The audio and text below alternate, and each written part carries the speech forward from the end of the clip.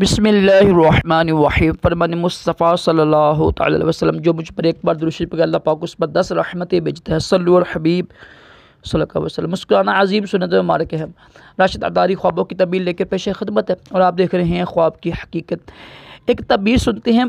ख्वाब में तो बिस्तर होता है, बेड होता है, जो बेड हो गया, बिस्तर हो गया, नया ये तो चारपाई होती है जहाँ हम सोते हैं जिसके ऊपर, तो इसकी क्या तबीर होगी।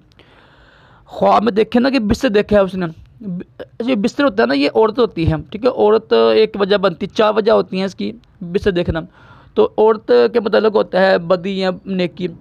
अगर देखे ना ख्वाब में कि एक बिस्तर के ऊपर बिस्तर रखा है उसने ना, यानी एक चारपाई के ऊपर चारपाई रखी है, तो इसकी तबीर ये होगी उसकी शादी हो जाएगी।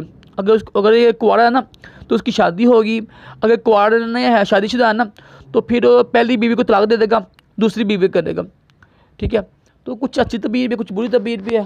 ज़ाहिर तलाक देना अच्छी बात नहीं है, तो लेकिन शादी करना अच्छी बात है। तो इसकी तबीर ये बनती है कि ये तबीर लिखी है इमाम इब्न सरी रहमतुल्लाह ने कि उसकी शादी हो जाएगी।